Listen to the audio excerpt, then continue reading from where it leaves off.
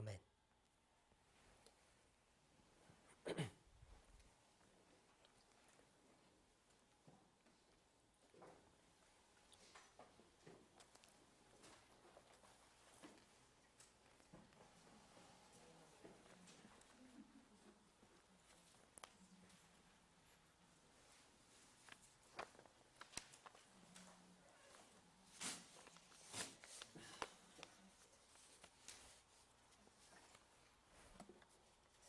We've observed in Daniel chapter 2, in Daniel chapter 7, that when we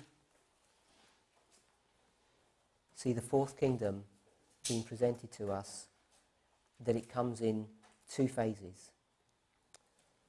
Legs of iron, the feet of iron and clay, Daniel chapter 2. Daniel chapter 7, the fourth beast that is strong as iron, and the little horn.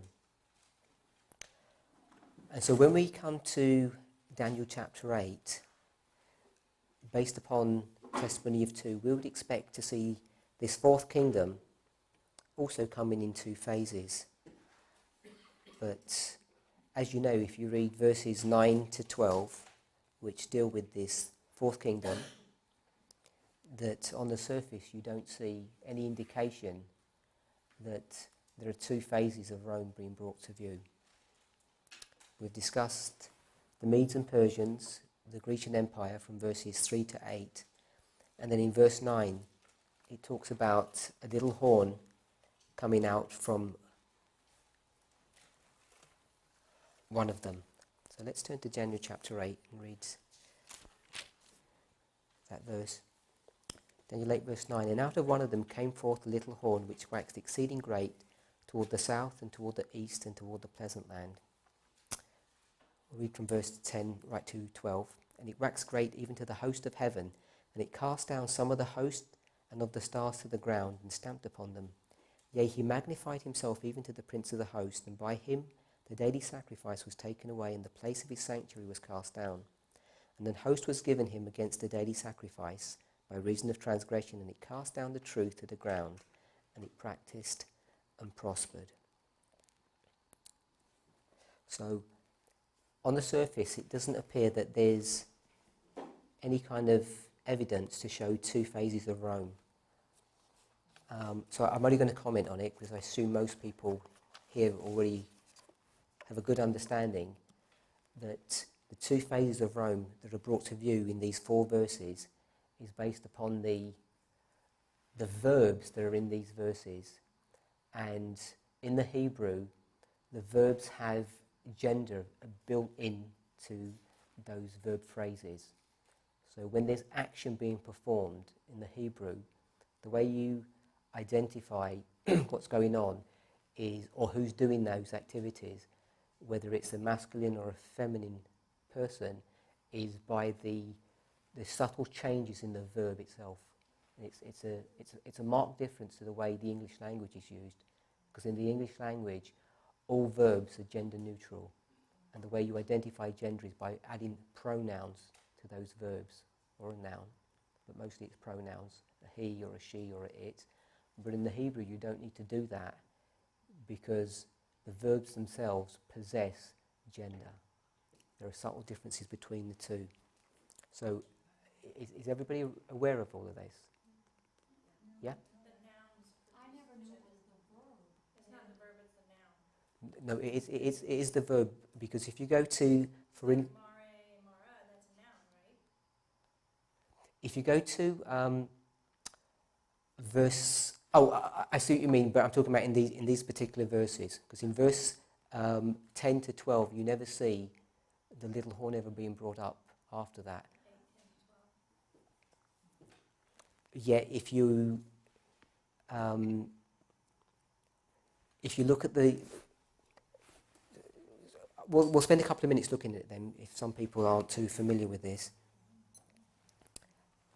So in verse 9 it reads, and out of one of them came forth a little horn. Now a little horn, by its very nature, is a feminine object. You know, even in the English, we have some items, some objects which have masculine or feminine properties associated with them. For instance, an ocean liner or a boat is often referred, not often, I think it's always referred to as a feminine item. Yeah. So it's the same in the Hebrew, and because this little horn is a feminine object, everything that would be associated with this little horn should always be feminine. So all of these verses, from verses 9 to 12, they should all be in the feminine, because this little horn is doing all of these actions. But you can see when you read the King James, just even in the King James, in verse 9 it just talks about the activities of the little horn. Then in verse 10 it doesn't mention the little horn anymore, but it mentions it via a pronoun, because in the original the little horn is never mentioned ever again in the preceding 3 verses. But in verse 10 it says it. So it makes it a gender-neutral object when it identifies that it waxed great even to the host of heaven. And it cast down the ground, it cast down some of the host and of the stars to the ground and stamped upon them. Then verse 11 it says, yea, he magnified himself even to the prince of the host. So you can see that there's been a change from the it to the he. And then when you drop down to verse 12, it reads, and a host was given him. You'll notice that the him in the King James there is italicized. So I assume everybody here knows that when there are thousands of words in the King James Bible that are italicized, indicating that they were supplied by the translators. When we talk about it being supplied, I assume we all know that there's not a one-to-one word mapping from Hebrew to English. It's not a one-to-one word mapping. So for instance, when we would say read, say in verse 11 when it would say the daily sacrifice. So not dealing with the word sacrifice. When it says the daily, they're not 2 Hebrew words. It's only one word, the tamid. And it has a preface in front of that word which indicates it should be a or the or them or us. So when we translate from one language to another, it's not one-to-one word mapping. So some people aren't aware of that, but you can see if you go to a Hebrew Old Testament, which has got Strong's numbers attached to them, you'll see that there are singular Hebrew words which, when they get translated into English, can turn out to be 3, 4, 5, 6 words, but none of them will be italicized. So the italicization of words is indicating that the translators are putting their own spin or their own thoughts into these words or into this passage. So in verse 12, when it says him, the him doesn't really belong there. And if we read the rest of the verse of verse 12, you'll see that when it's talking about the little horn, it mentions it in the it. Now, if you were to go back to the original, what you'd actually find is that it shouldn't be it. In verses 10 and 12, it's all of those verb actions are the feminine form of those actions. You can have a masculine form and a feminine form. So when the King James translators went ahead and tackled these 4 verses, they did half of it right, but then they, instead of translating, they began to interpret some of these verses, so they weren't true to their mission, if you like, because if they were, they would have gone, verse 10, it would have said, and she waxed great, verse 11, he magnified, and verse 12, it would have said, she cast down the truth to the ground. But in the feminine form, they make this subtle change and call it it. So we've all noticed this before, if you've done a study with respect to the daily in these 4 verses and the little horn. And so you know that even in the English, without knowing anything about Hebrew, that you can see the subtle differences between these verses as it transitions from a masculine to a feminine action that this little horn is doing. And at first sight, it's not obvious what's going on. In fact, if you were to talk, I know a sister who, when we were studying this a long time ago, she met an Adventist Hebrew scholar, I think someone from California, and if you've never met one, the first thing you'd want to ask him, can you read Hebrew? And he could. And she said, could you go into these verses and tell me, are these verses oscillating in the gender? And he read it. He said, yeah. And you think, wow, it's actually true. It's not something that some uneducated person's made up. It actually is really there. And then he said, so what? He's clueless to know why it is. And I think I mentioned this earlier. You can read the English, but it doesn't mean you understand what you're reading. Yeah. And this is what this person did. So we can read all of these things. It doesn't mean we understand what's being taught or the import of those things. And that was the case with this theologian. He could see that it was masculine and feminine, but he didn't put any credence to that, because it's not the only place in the scriptures that this happens. You do get other places in the scriptures, individual odd verses, that you've got an object, a person or a thing that has gender attached to it, and its actions will be opposite to what its gender is. But there's something unique in these verses here. This oscillation is the only place in the scriptures that you see this going on, from the masculine to the feminine, masculine and feminine. And it's this clue that isn't obvious to see that identifies the two phases of Rome in these verses. That's the key that unlocks this.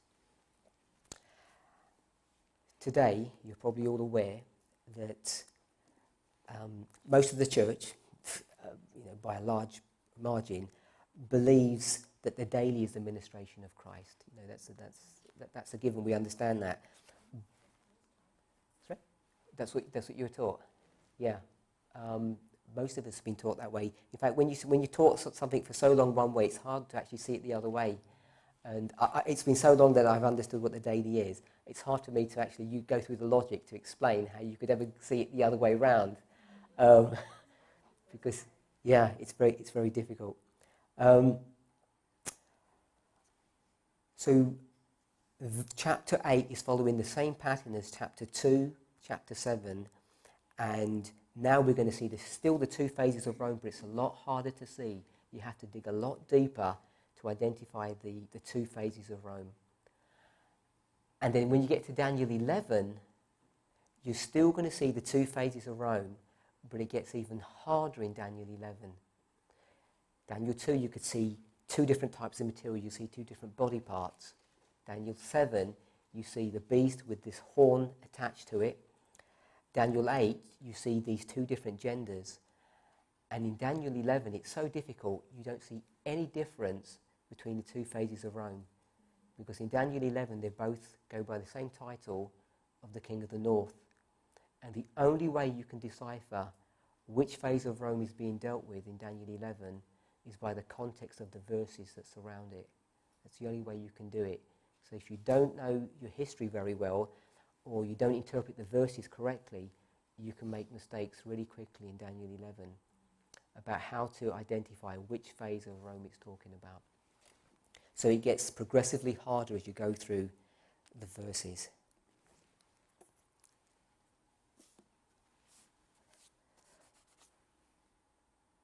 So, to just address the issue that you brought up when you spoke about the Marah vision and the Mare vision, and one's masculine and one's feminine. Yes, there are nouns that are obviously feminine and masculine nouns, and we're not denying that fact, because in fact if you go to Daniel chapter 8 verse 9, it says, and out of one of them came forth a little horn. That horn is a feminine object, and it's a noun. We understand that, it's feminine. And that's the whole point. You'd expect all the activities in these four verses all to be feminine. And because they're not, the identification of that should alert us to something. There's something going on here which is unusual. And it's that understanding that helps us to see which phase of Rome is being addressed here. The way the church normally tackles this is verses 9 and 10 are considered to be pagan Rome, and verses 11 to 12 are papal Rome. If you didn't have any tools, any clue to how to address these verses, it's a natural assumption to make that the first two verses are pagan and the last two are papal. In fact, when you read verse 10, you'll see that the structure of that verse and the activities that are going on can refer both to pagan and papal Rome. It's a pretty generic statement, because all it's basically saying is that the little horn is going to make war against God's people.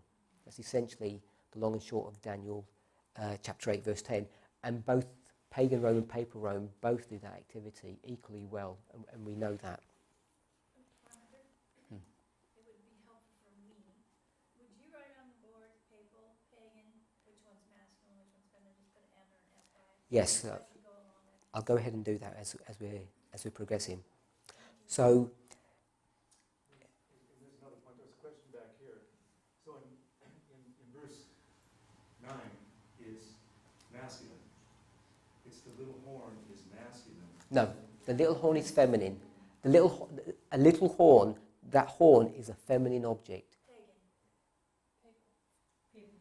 All I'm addressing is the horn itself is a feminine object, and you would expect the whole of these verses just to deal with feminine activities. But because when you just survey the 4 verses, you begin to realize there's a subtle difference that's going on, then you have to look at the verses in a bit more detail. And that's partly addressed your question, because you hadn't finished, yeah. Well, I want to stretch this a little bit. See, in Daniel 7, it's the little horn is feminine. In Daniel 8, the little horn is masculine. It starts out 8, 9, that out of the 4 winds. It's, you know, so I... Okay, so what I'm saying is this. A horn itself is a feminine object. So that's clear enough to understand.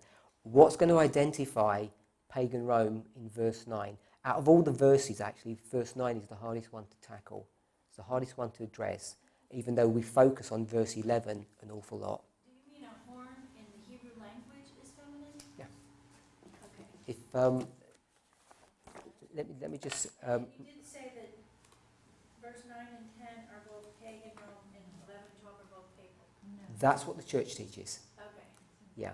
So that's the church teaches that, because they don't have any other, or they refuse to see any other tools. So that's incorrect. Yeah.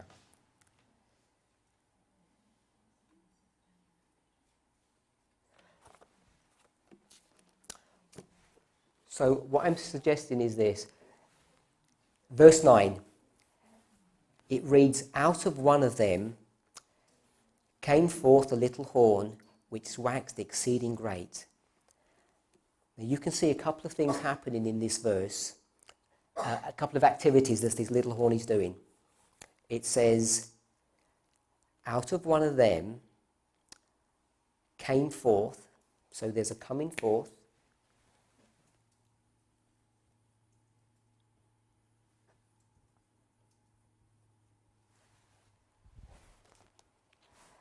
A little horn. And then it says it does something. It waxed great.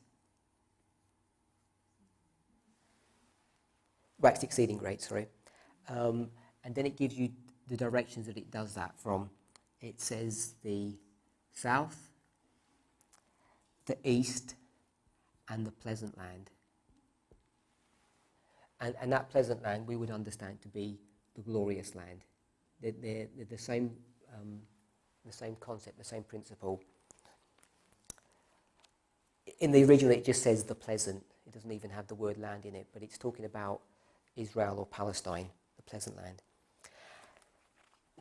And then obviously it talks about the little horn.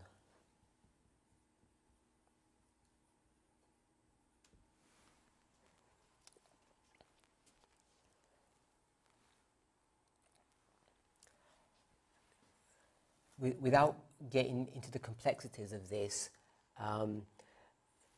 we will see that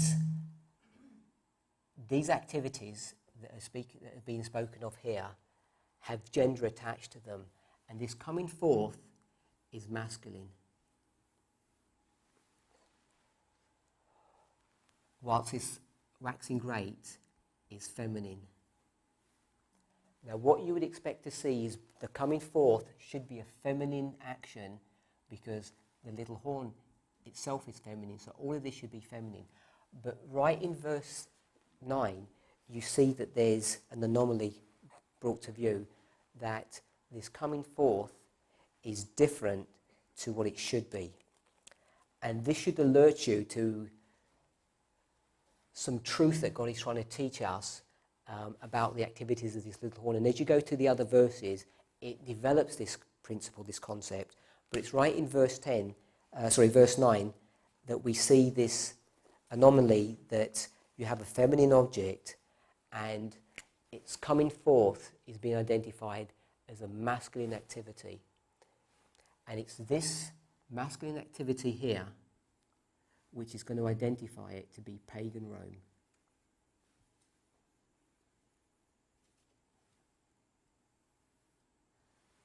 And the logic of making a masculine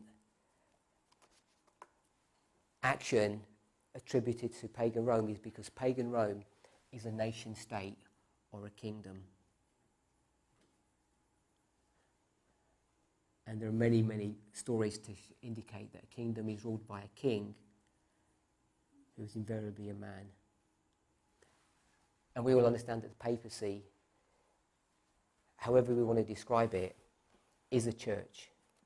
It's a Christian church, and a Christian church is symbolized in Scripture by a woman. So that's the logic between the masculine and femininity. So in verse 9, you can see a feminine object is actually doing a masculine activity, indicating that there's some kind of anomaly between the two and that we need to investigate this closer. So it's this activity here that coming forth in verse 9 that's indicating the activities of pagan Rome. And then it does some interesting things here about where it stretches forth to the south, the east, and the pleasant land. And I'll just quickly give the dates for these. Most of us are very familiar with this.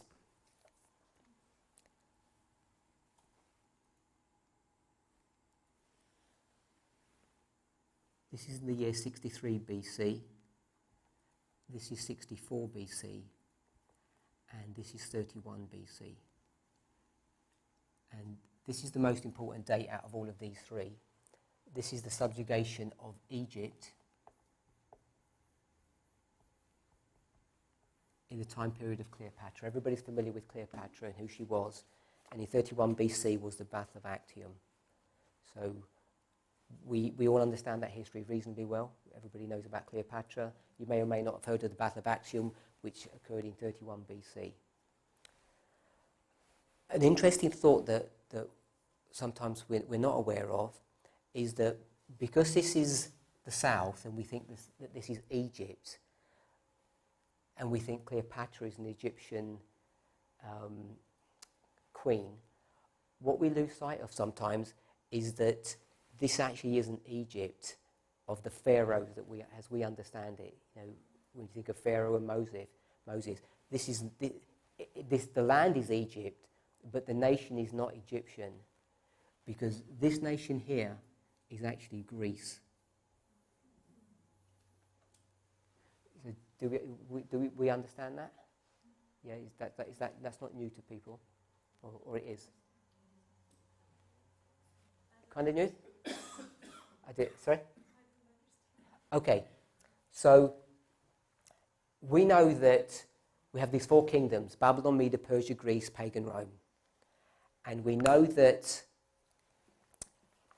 after the Medes and Persians and the Greeks take over, that, let me try and find it in my notes. When that happened, if we go back to the story of Greece, we know that we've already read that Alexander the Great is the great horn, and after him, when he rises up, he breaks, and for him, in his place, comes up four notable ones. These are the four generals.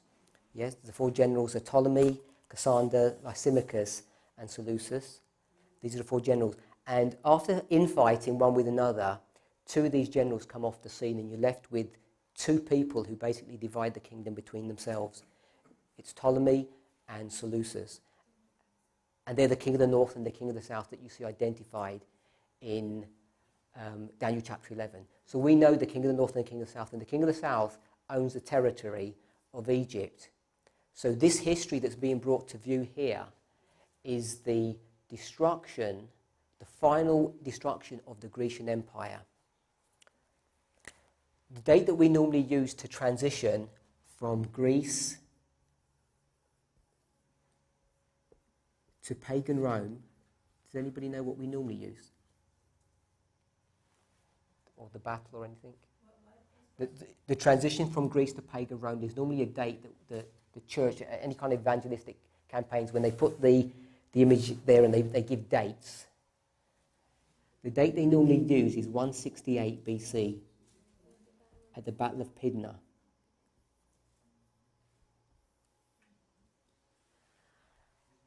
And then we say, and what happened at Battle of Pydna? Everybody's got some understanding of the League of the Jews and the Romans. Yeah, it's on the charts, so you're familiar with that. 158, 161 BC. 168 is connected to all of that history. There's a connection between the history of 168 and the Battle of Pydna and the history of the League with the Romans and the Jews. And there's this transition now that's happening. Egypt is coming down and Rome is beginning to assert itself. But it hasn't completed its work. There here is the Battle of Pydna, which happens actually in the nation or the land area of Macedonia, which is Greece as we understand it today. So this is in Macedonia, but there's a lot more territory to take down before Greece is totally out of the scene and pagan Rome has come to the ascendancy. And that's what's being dealt with in Daniel chapter 8. It's the very remnant or the last piece of that destruction, because this east that gets taken down in 64 BC, this is Syria. This is the Syrian campaign that General Pompey undertakes.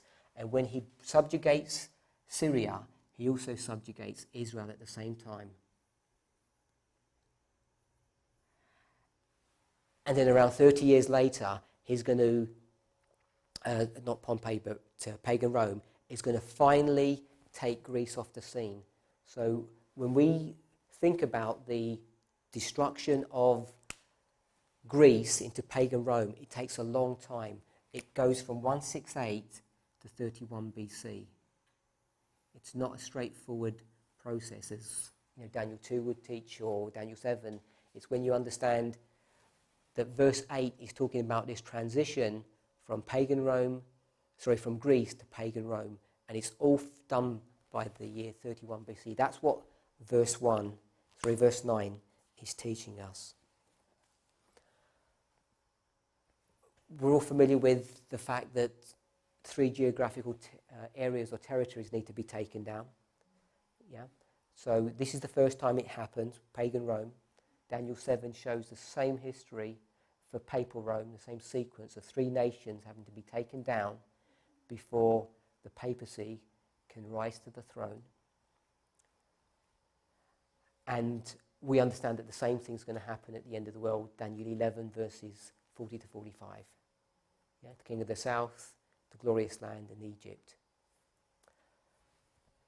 The reason why 168 is an important date is because 168 marks when pagan Rome becomes the king of the north. A careful study of Daniel 11 will show you that the transition from Greece to pagan Rome occurs in 168, and you'll notice that if these are the 3 geographical areas that need to be taken down before pagan Rome can rule supremely, you'll notice that it becomes king of the north before it does that. So before pagan Rome is going to take down its 3 territories, it's already taken the title of the king of the north. And what we'll identify is when the papacy is going to rise to the throne and it takes its 3 territories down, the Heruli, Vandals and Ostrogoths, it too will become the king of the north before that happens. So I don't know if you've ever thought about that before, because in Daniel 11 verse 40, the second part, it says what?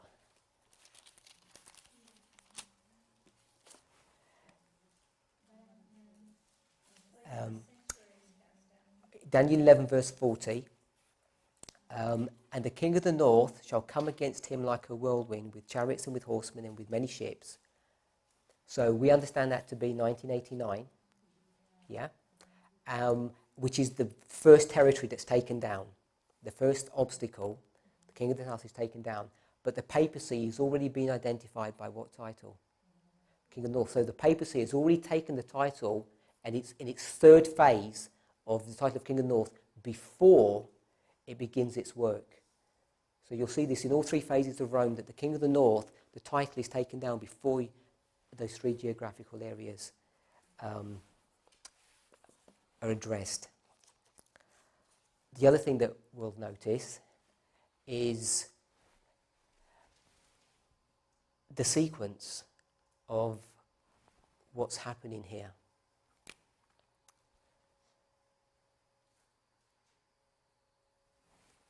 We'll talk about that later on as we get through our study.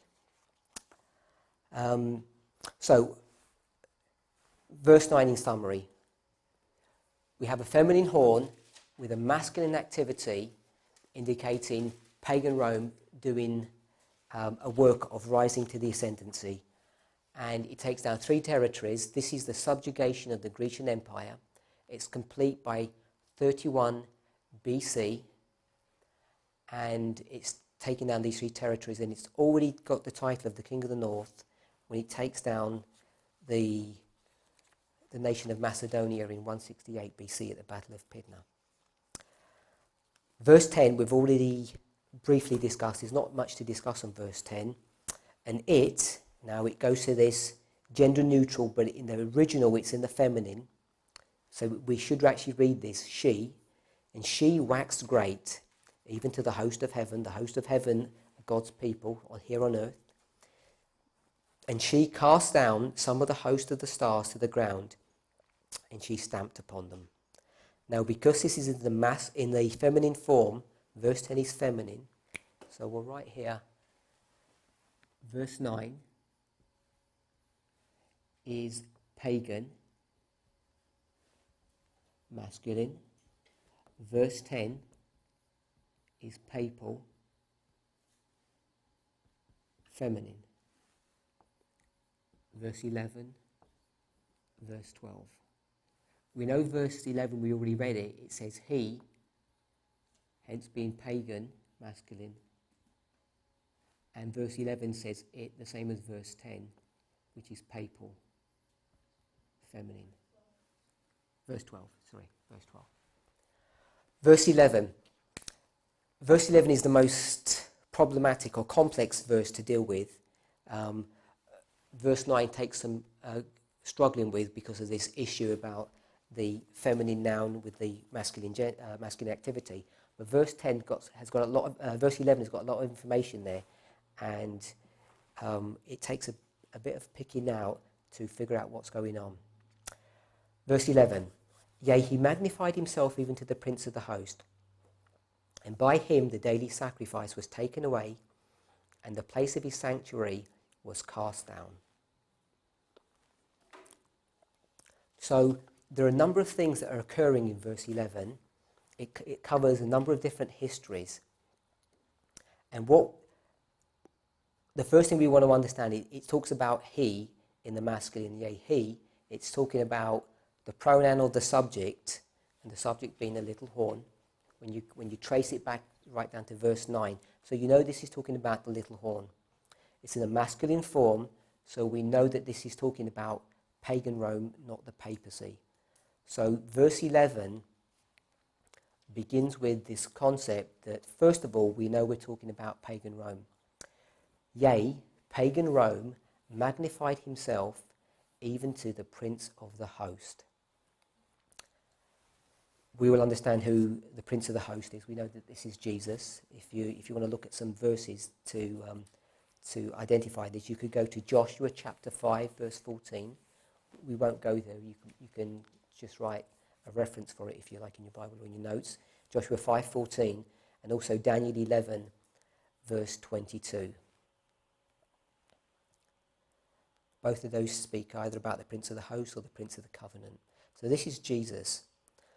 And verse 11 is talking about the same history that's covered in Revelation chapter 12. You're familiar in Revelation chapter 12 that this great red dragon comes to earth and tries to kill the child that's born from this woman who's brought to view in the first few verses. So we won't turn there if everybody's familiar with those with those verses. We're all familiar with them?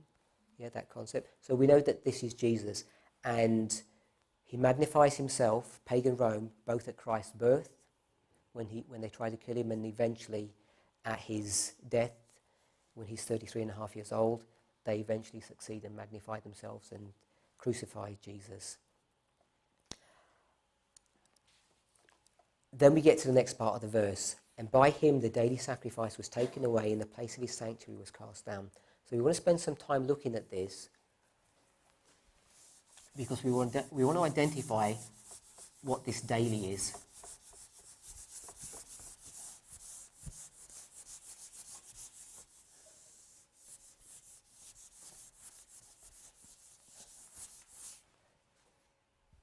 Now, I don't know if about yourself, but I've been in many different discussions with people about how to grapple with verse 11 to work out what the daily is. And I've dialogued with people who are conservative Adventists who used to believe that the daily was paganism and have been won over. They've been won over to the new view of the daily by the work of various conservative authors. So it's not a minor issue about what the daily is. Just want to point out something. Everybody knows the history and the warfare about the 2520. I don't mean today, I mean historically. So we know that in the year 1863, and we know that that has a prophetic significance from the chiastic structure of the 2520. Most people here know that study? Yes, no? Not getting many. Okay, so some of us don't. But in 1863, sorry?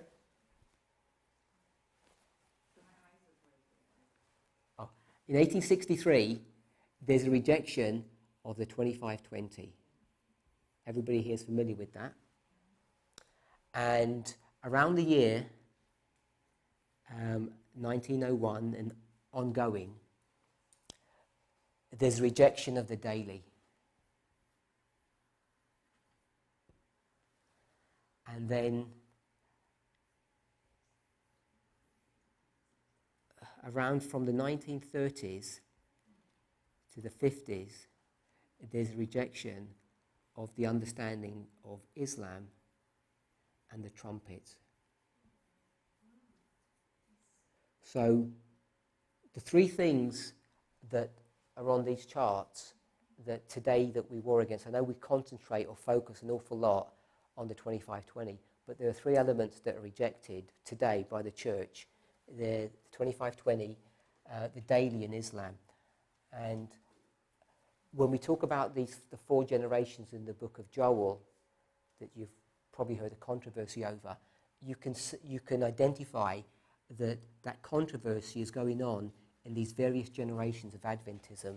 And what you can see that in the first, second, and third generations of Adventism, that there's been a progressive attack on these fundamental truths, these foundational truths that are on this chart.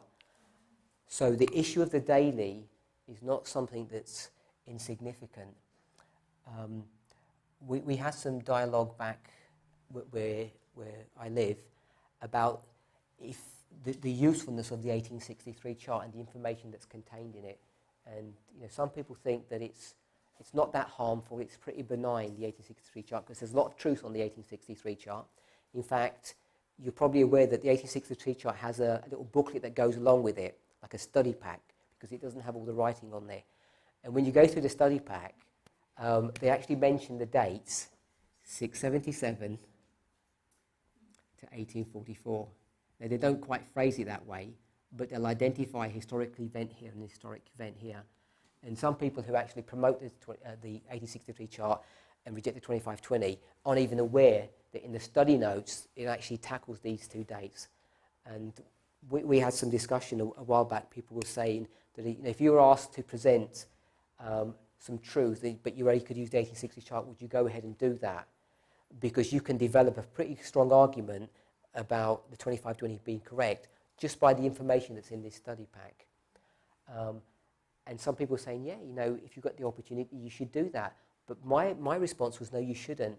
Because even though that there are many truths on the 1863 chart, the 1863 chart was just the beginning of the erosion of the foundational truth of Adventism. It was what was going on in the first generation of Adventism, and it's by the time you get to the third that you get this final collapse of all the foundational truths that we need to understand at the end of the world. And it's these three things that the church is warring against.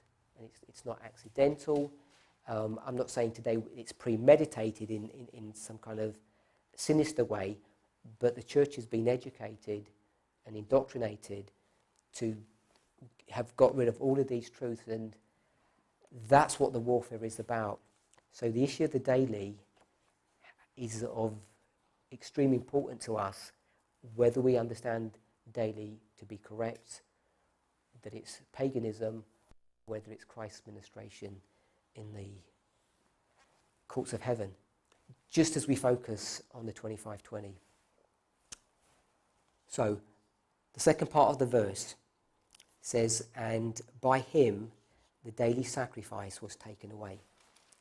Now, I'm sure you're all familiar that Ellen White talks about this daily in her writings when she says that it's a construction of the construction of that phrase, the daily sacrifice, is a construct that's been made by man. Mentioned yesterday, Ellen White uses a number of different Bible versions when she's going to quote scripture in her works, and she never ever makes any kind of issue about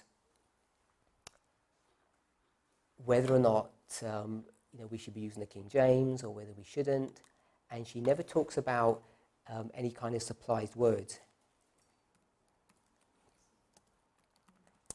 except in one place, and it's when it comes to the book of Daniel. This is where she has problems when she addresses this issue. So I don't have the Ellen White reference at the moment. I'll look for it in a moment if someone wants to find it and let me know. I did have it in my notes, but I can't see where it is. Oh, right, yes. You should know that.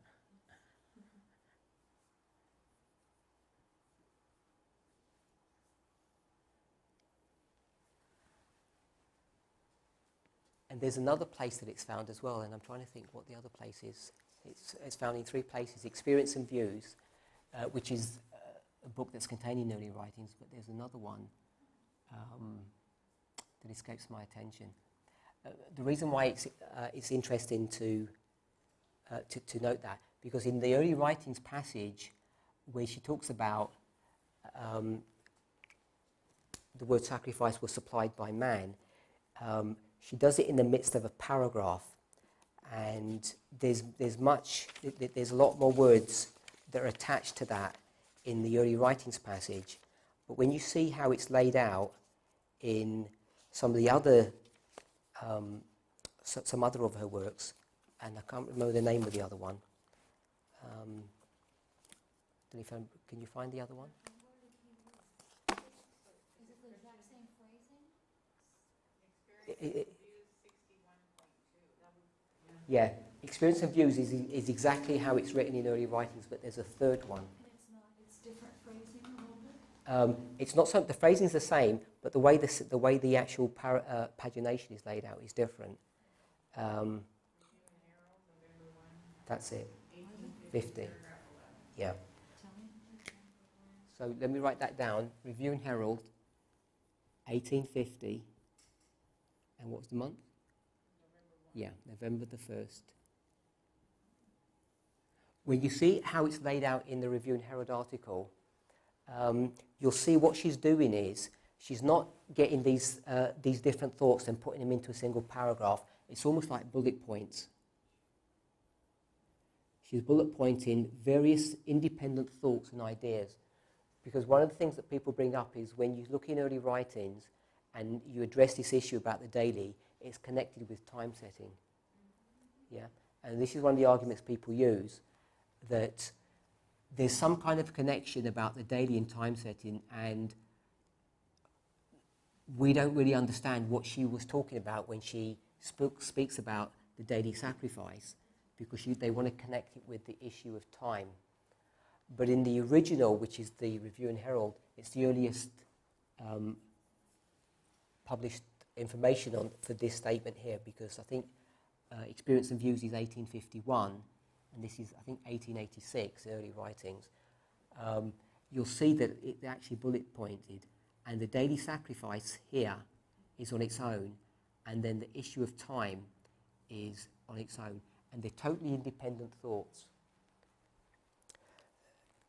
I don't know if you probably do know that most of Ellen White's books, the published books that we have that are distributed around, to the general public, and they were designed for that, were heavily edited to make sure all the grammar and the language and the structure was all correct.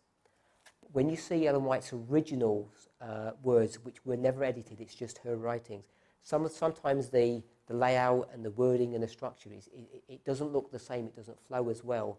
And especially when she has visions, often they're not laid out in smooth, long sentences like you and I would have in a conversation. They're a bit staccato and they're just like bullet points. And often they're independent thoughts that are just put together in a vision, and you're left to work out what they mean or what they don't mean. And this is one of those examples of that. So when we look at this, we don't get caught up trying to associate the daily sacrifice with time being no longer an issue. They're totally independent thoughts. I just wanted to bring that point up. So this is the only place that you're going to find in her writings where she says that supplied words shouldn't be there. So that's why often when you see people up front reading, they won't read the word sacrifice as they're reading through these verses. And what is Ellen White trying to say when she says that?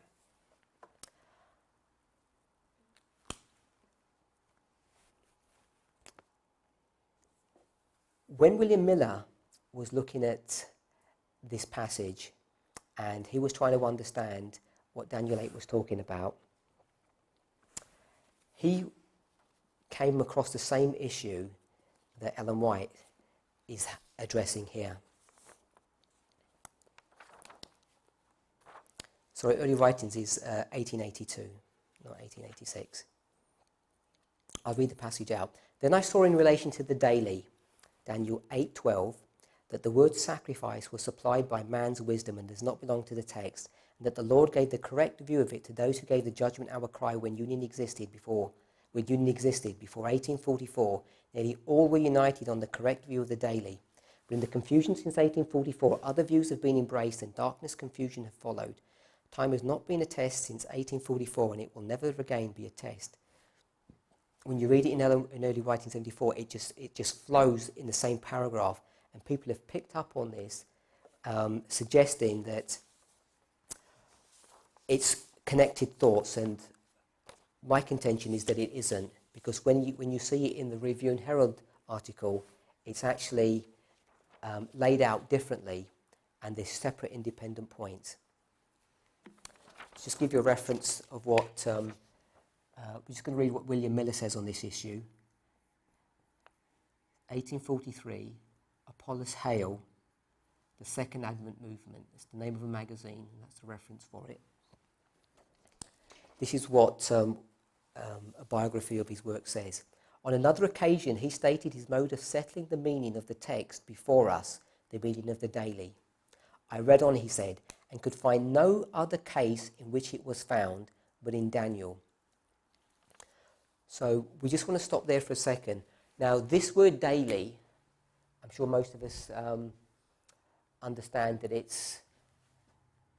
there's various ways of spelling it. So if I spell it different to you,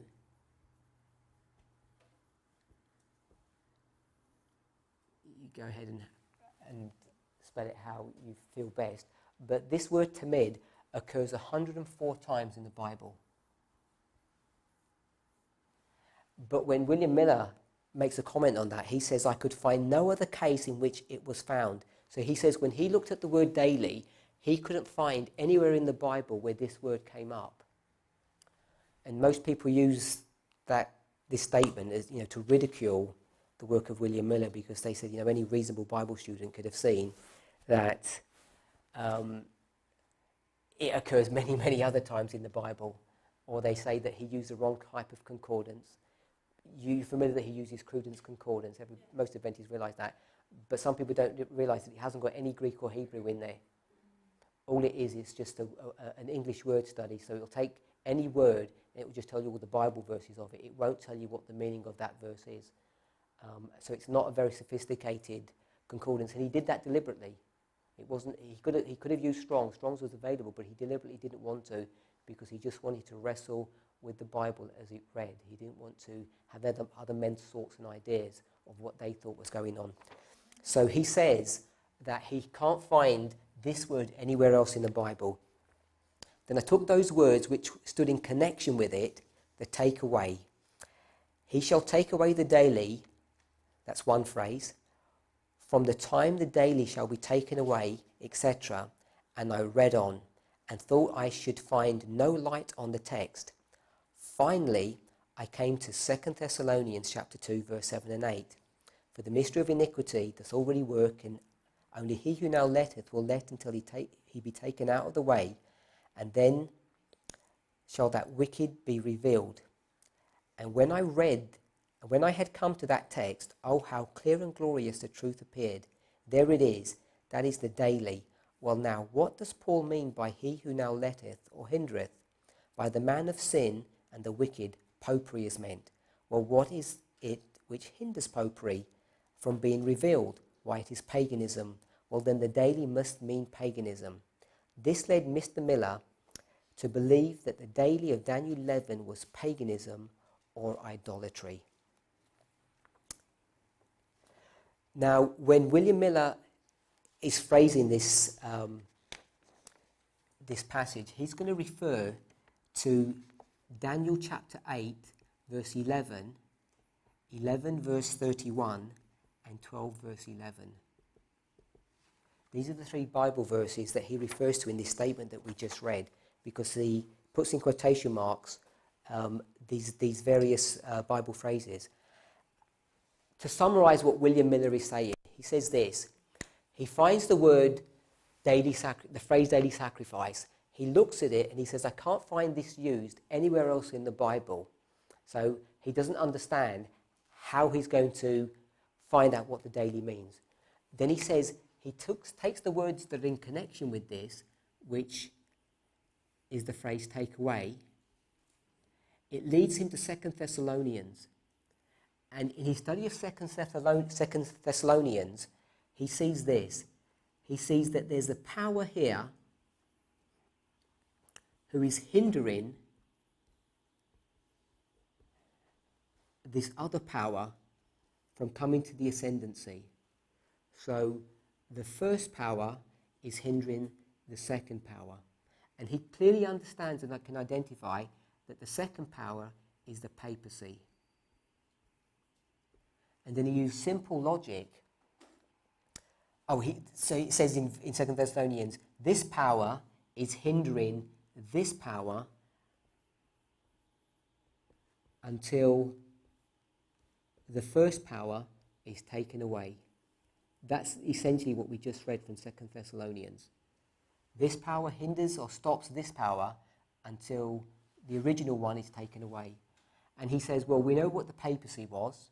It rose up in 538, received Delhi-Wood in 1798, and he says, what was hindering the papacy from rising? It must have been the power that came before. And he understands this to be pagan Rome correctly.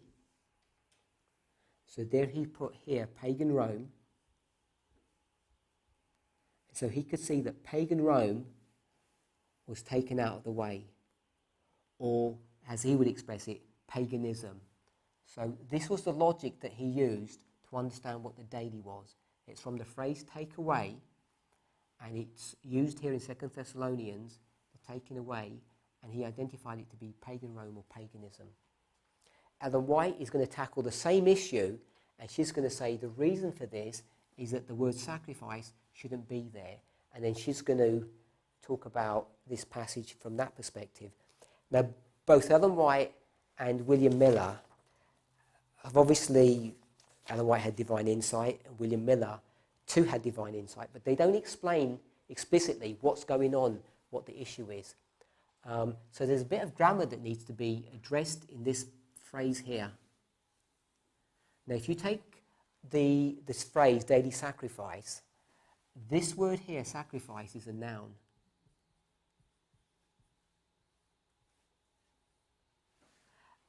Which would make the daily an adjective.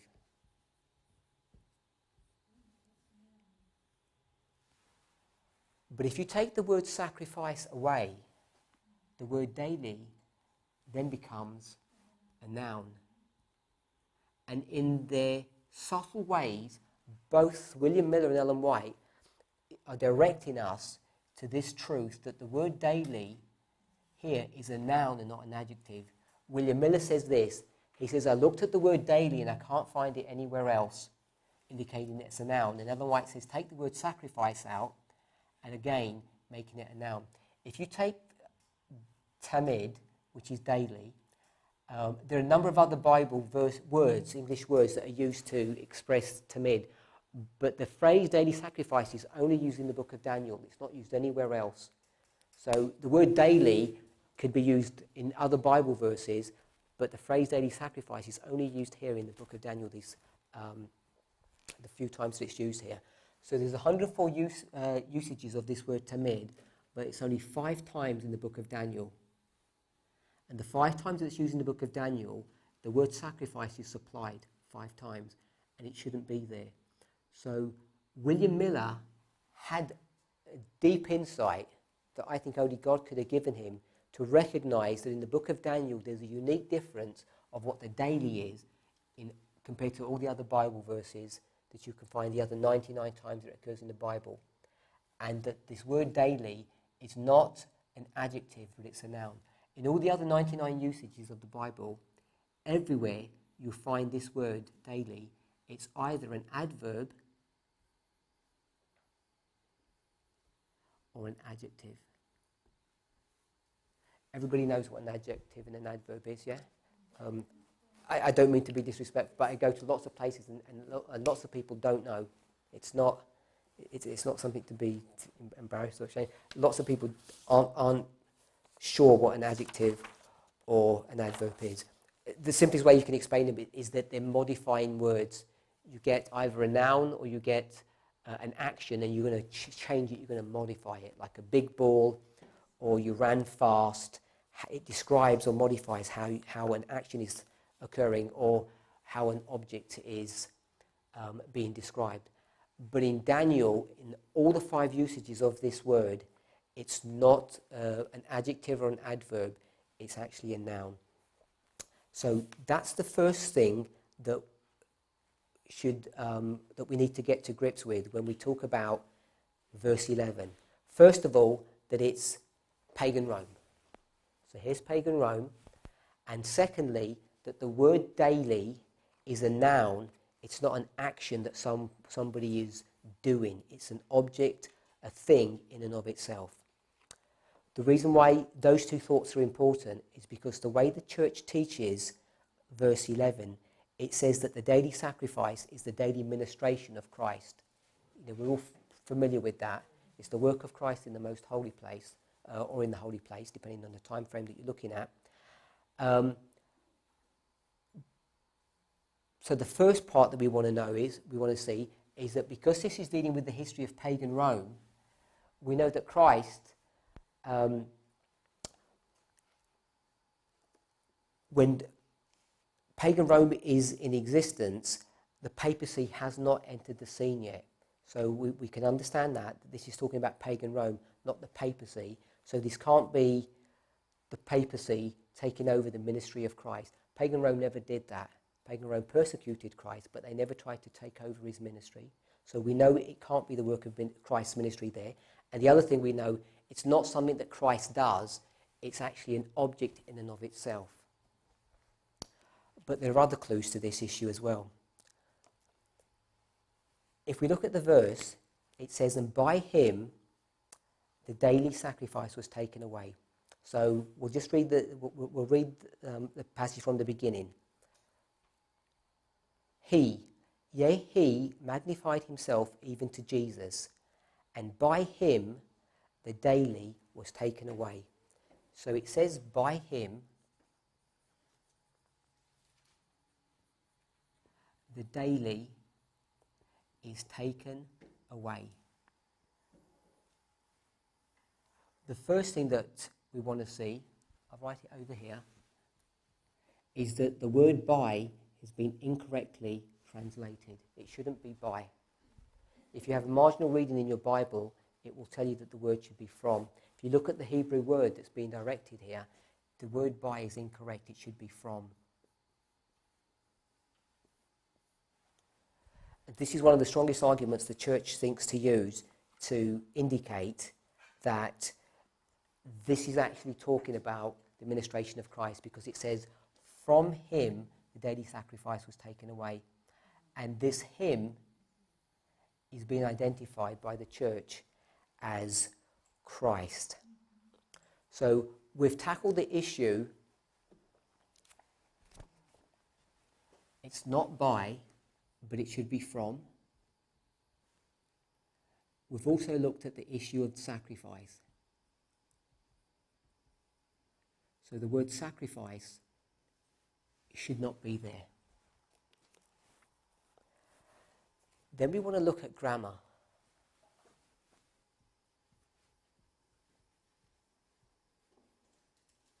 In this, if we call it a sentence, it says that Rome magnified himself against Jesus. And from him the daily sacrifice was taken away. So if you were to read this sentence, you've got two ways of addressing who the him is. Obviously it can either be Rome or it can be Jesus. It can be one of these two. And how would you know, if you were going to look at a sentence, which one it would be? How would you know if it would be Jesus or if it would be Rome?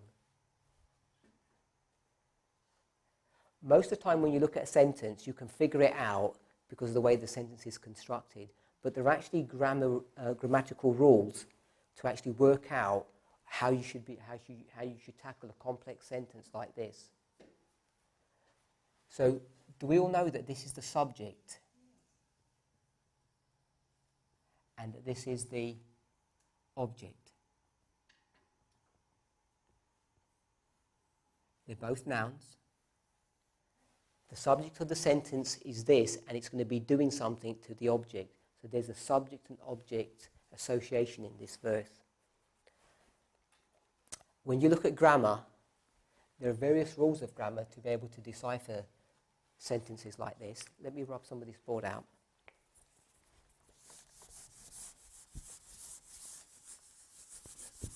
You've got two rules to work out which one it is.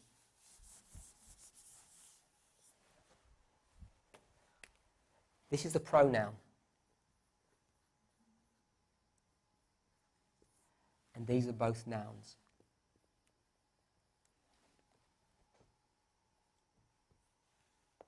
One of the rules that you use is called grammatical nearness.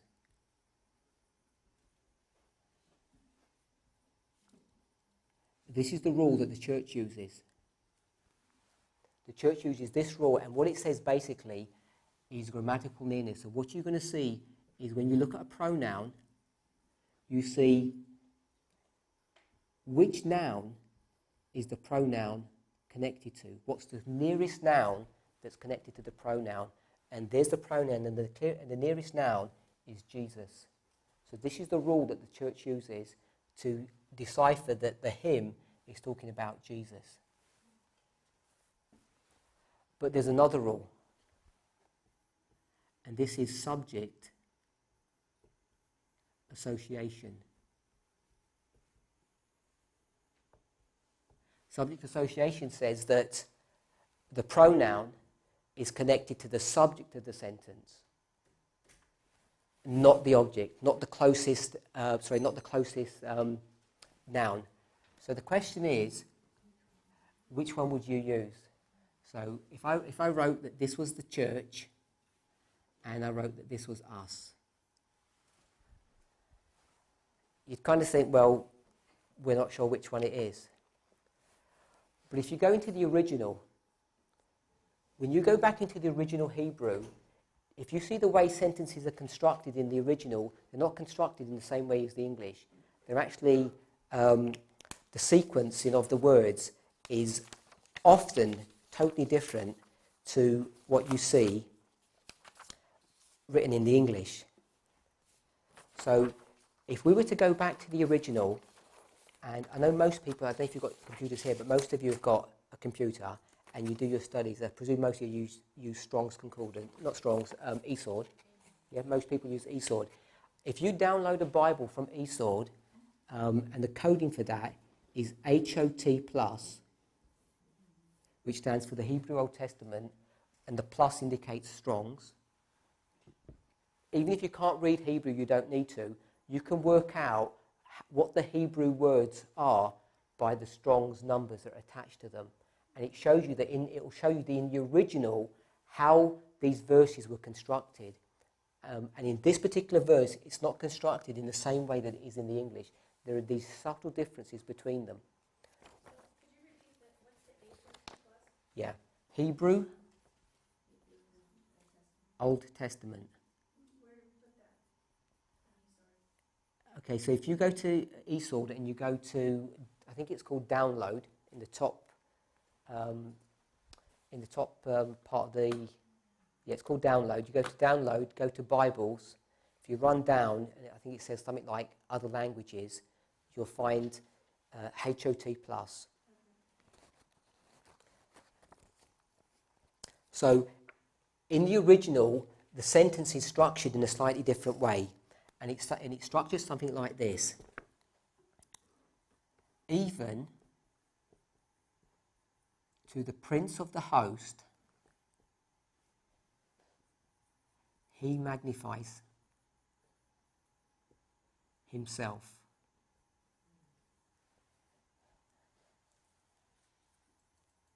And from him,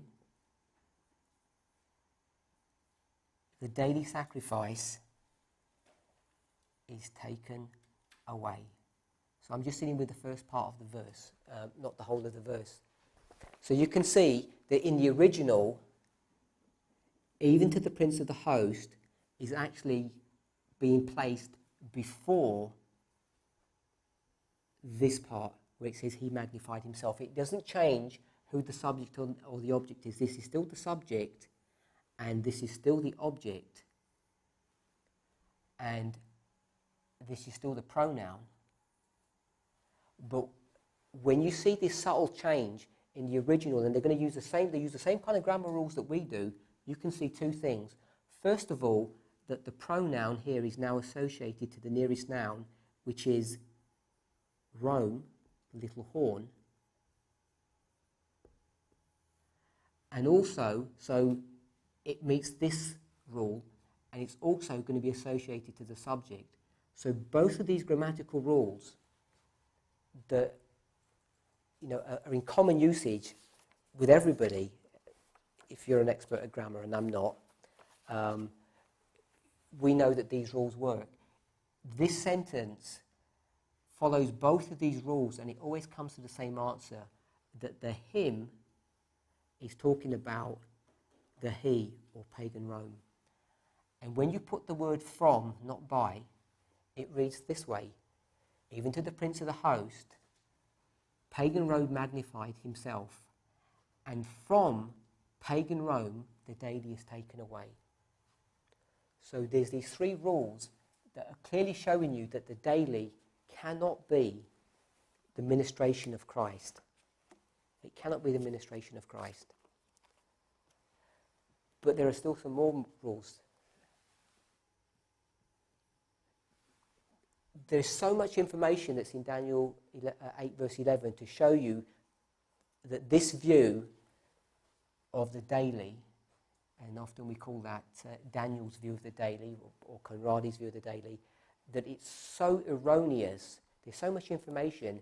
It's a wonder that people still give it any credence today. You know, even if you only had 1 rule to show that, it would be fine. But I'm going to show you 5 rules. We've shown you by and from, the word sacrifice. We've looked at the grammar. And the next thing we're going to quickly look at is the phrase take away.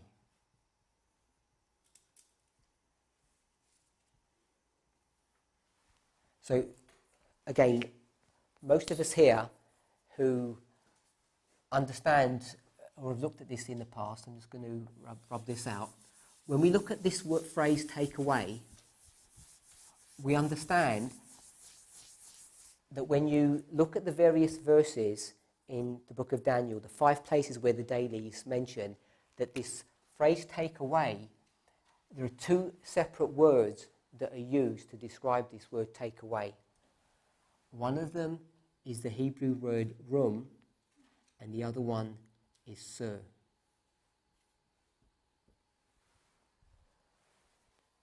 So the people who are not familiar with that, everybody familiar with this, with these 2 words? There are 2 Hebrew words, rum and sir, which are translated as being take away, but they mean different things. So if we were to think that, say there's a table, and there's a dollar bill on this table and a used tissue, and I said, could you take those 2 things away? Yeah, the action would be the same, you're taking them away. And if there was a dustbin here, what would you do with the used tissue? You throw the used tissue away here, but the dollar bill, if you took that away, you wouldn't throw it away, would you? Because it has intrinsic value to you. Yeah? You'd, in essence, exalt it. So when it's taken away, it would be lifted up and it would be exalted because it's precious and you would keep it.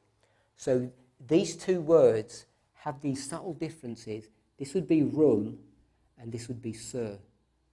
So you would rum something that has value and you would sir something that doesn't have any value. But both words are correctly translated as take away.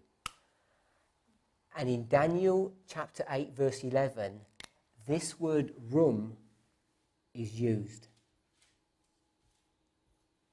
So in verse 11 it says rum, and rum means to lift up and exalt. It means take away, but it means to lift up and exalt. The first part of verse 11, yea, he magnified himself even to the prince of the host. This is BC 4 BC, and 31 AD. This is in the life of Christ. This is what's been identified there. The second part of the verse, and from pagan Rome, the daily is taken away. So from pagan Rome, the daily is taken away, lifted up, and exalted. Have I run out of time? I've lost track of time. Hour and 10 minutes or a bit more? Yeah, hour and 20. Hour and 20. Okay, we'll make a break here and we'll carry on with our studies after the break.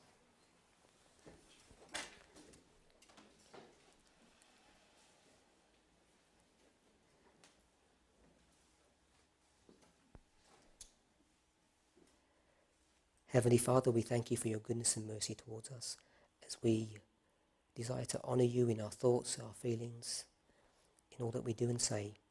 We ask that you would be with us, bless us and guide us. Help us to continue to honour you. We ask in the name of Jesus.